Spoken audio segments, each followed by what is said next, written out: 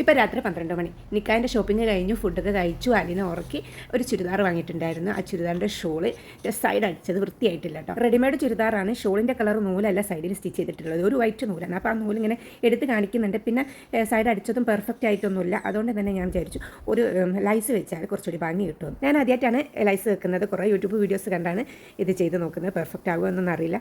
രാത്രി നേരം വൈകിയോണ്ട് തന്നെ ഷോപ്പ് കൊടുത്ത് അടുപ്പിക്കാനുള്ള ടൈമും ഇല്ല.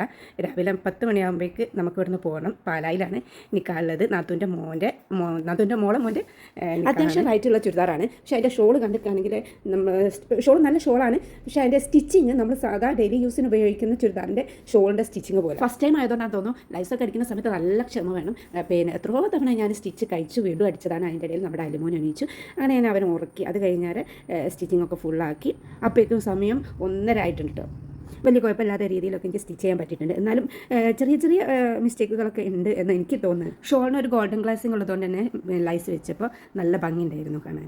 വീഡിയോ എടുത്ത സമയത്ത് വോയിസ് ഒക്കെ കൊടുത്തിട്ടുണ്ടായിരുന്നു. വീഡിയോ പ്ലേ ചെയ്തപ്പോൾ തീരെ വോയിസ് പുറമേക്ക് കേൾക്കുന്നില്ല.